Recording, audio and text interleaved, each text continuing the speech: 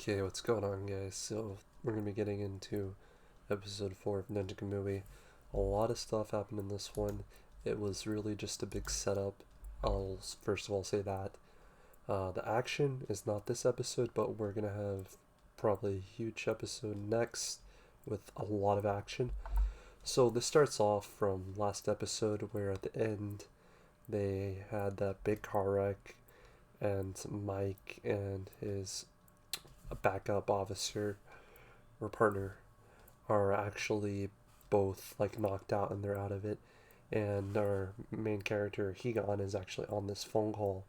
So he believes this phone call is from a traitor because he knows his name is Higan. Because no one else should know that but another ninja. And the other thing is that he also was saying this like riddle, and that's another way. It's like the code. So we get to see that Mike is actually put into the hospital, and his wife keeps calling him as he's trying to live his normal, like, day to day. And then he finally answers and goes back to the hospital and has a word with his wife. And basically, in this episode, his wife basically leaves him. It was kind of sad because it showed how Mike was putting his life on the line for this one case and wasn't taking anything else into consideration at all.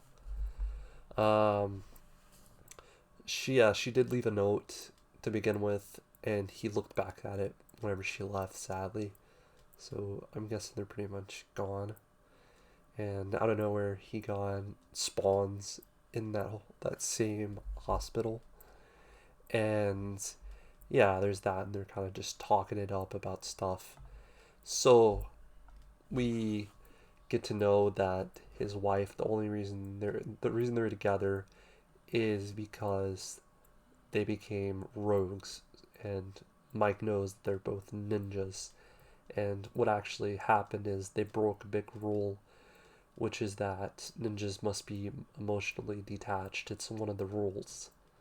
Uh, After this, we get to the next shot. We get to actually see this round table of different characters. This one, he's like a gangster black guy. He's kind of like an Afro samurai type of guy. His name is Big D. And there's this chick, and she goes by Dilly.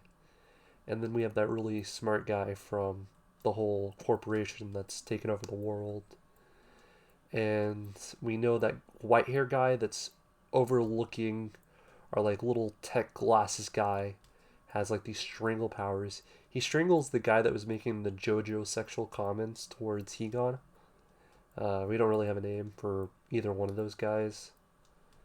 And yeah, and it goes from them talking about how they're trying to get Higan and stuff like that. Kind of a little argument a little bit in there because the one JoJo guy is quite annoying for him. So we see the white haired guy that's kind of over everything, it seems, and he's talking to some like high god or something among ninjas, like the highest ninja bound, I guess is what you could say. And they're talking about how there's this big bounty on Higan. Not like a bounty, it's like they're trying to kill him because he's a traitor. And they're talking about rules, and as the rules are playing, they're playing sworns by three different people. And the first rule is secrets can't be divulged. The second rule, ninjas must be emotionally detached. The third rule is the mission must be over life, or some type of variation of that. It's hard to like write these down as you go, so I was kind of like speeding typing as I was watching this episode. And yeah, so we got the scene where there's the three of them. It's Higan, Mary, and Sai, and they're given names from these three masters. And we get to see one of the guys in white that was up there naming them. That it was the white hair guy. And along with their names, they were also each given a secret ninja art. Uh, of course, he got Higan, and as stuff's going on, we get this scene of where there's three ninjas breaking into like this house with a bunch of guards, similar to how we saw those guards from last episode, just like a bunch of them, and they're breaking in and fighting, and all at once this one ninja gets shot, and so we see this other ninja kind of bounce out and get out of there. What happens is this ninja got shot. We figure it out. They take off their mask as they've already escaped and they're outside. It ends up being Mary. So I think I went over their names. Mary, Hegon, Sai, just so you know. That's the three of their names. Making sure again to alliterate it. So yeah, she gets shot. And Hegon kind of abandons the mission to try and save her. And they go in this cave and kind of, I guess, shelter in it. And she's like, we need to go. You need to go. You can't be here with me, because he's abandoning the mission for her. And what she does is she actually tries to kill herself with her sword. And what happens is Hegon stops her. It does hit her a little bit, but it doesn't go deep enough to kill her. And he saves her. And they're just sitting there, and it comes to the scene where Sai comes in, and he's like, "What are you guys doing?" And she's just quaking with him. I forgot to mention, once they got their names and everything, they actually drunk sake, and the dish that they had, I don't know what the traditional dish is called, that they drink sake from, the cup or whatever. It had three circles to, I guess, resemble that there's three of them. And the end scene that we get is of this guy with a mask that is holding that, which is Sai. I was confused. I thought it was a Reaper. It was actually Sai. So Sai is the guy with the mask on his face. And Sai is actually the guy that knew that what they were up to. So with this, we get new information about how on the deep web they're trying to still get to this company and see what they're doing. And people on the deep web are starting these conspiracies about how they're trying to take over the world and trying to take everything out. So yeah, we have that going on, and Mike and his partner are kind of catching up. They're like going out to this restaurant to eat and talk, and she kind of talks about her target. The name of the guy is Jason Katunis, something like that. I'm just gonna say Jason because I can't pronounce his last name because I spelled it horribly wrong. But during this, Hegon is basically on his own, and he's getting ready to do this crazy mission because this guy on the phone has basically promised him that he would help him get into the city. The city that's formidable. It's just crazy. He was explaining it before Hegon even went in. It's got like lasers and face recognition and a bunch of other stuff. So of course, Hegon decides to go there in his hoodie, mask, and yeah, it goes to this like epic. This is the action we get this episode, by the way. It's mostly parkour. So they're parkouring, or Hegon's parkouring by himself because he's on his own. His partner, he's getting ready to take the case on his own, and his not his, what do you mean partner? I meant Mike. He's on his own right now, and then his partner, she's doing her own mission to get this other guy called Jason. Just so you guys can understand the three different things we got going on. And then we have the side thing with the round table, where we got to meet some of the round table people.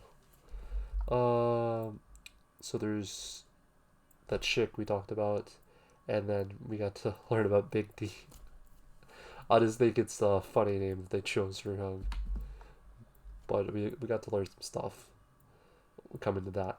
So let me go back to him. So he's basically running around, and he finally gets to this laser maze.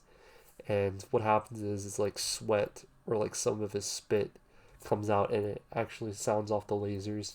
And as he's making his way through this like one-way vent, the like guards are like all trying to shoot him. And well, what happens in the very end, he gets this one point of like this gate, and this is what's gonna happen next episode as far as things go. Without it being spoiled, this is like what's coming next at the very end. Just so you guys know, I recommend watching this episode if you're wanting to see the setup. So here we go. It's Sai, and Sai's getting ready to have an epic showdown with him, and we're getting ready to know his ability as well. So maybe this is how they're going to represent and show each one of their abilities. Because every one of these ninjas, they're going to have some crazy ass ability that's probably going to be OP. The only one that doesn't probably have an ability at all is probably the scientist dude. I don't even know his name, so he's going to be called Scientist Dude. But anyway, really good episode. It wasn't very action packed. It was action in a different variety. It's kind of like a more emotional episode, but still more setup, beef, and it's making a way to where there possibly can be more seasons because we're kind of taking it slow, which is good for building because there's no content. This is how they're building the content. Sadly, I still don't know the assistant's name or partner of Mike. I just don't see her as the most important character. She has like that good side character aspect to her, but she's just not very important. I'm gonna be honest, she's not important really right now. Will she become more important later on? I think she might. Either that or she's gonna die or something, and that would suck because she is like the most comical effect of the whole entire cast of people that we have so far. Uh, Curious to see who this mysterious guy on the phone is. I'm taking a guess. It might be the scientist guy. That's my theory. It's very suspicious that he would help him and tell him to do a suicide mission, basically. I don't know. Then again, Higan is very powerful. And yeah, tell me how you guys feel about this episode. Did you like it? And if you haven't seen it yet, are you going to be watching this? And how do you feel about the series so far?